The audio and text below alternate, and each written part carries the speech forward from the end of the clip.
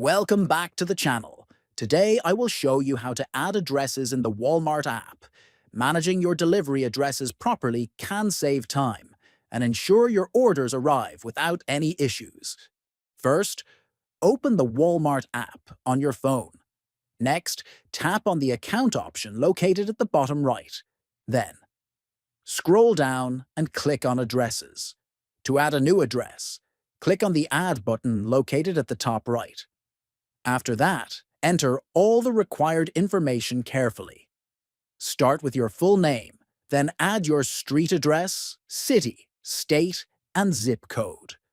Don't forget to include your phone numbers. Make sure all the details are accurate to avoid any delivery problems. Finally, click on the Save button to store your new address in the app. If you found this video helpful, make sure to subscribe to the channel, like this video, and share it with your friends. Thanks for watching, and see you in the next video.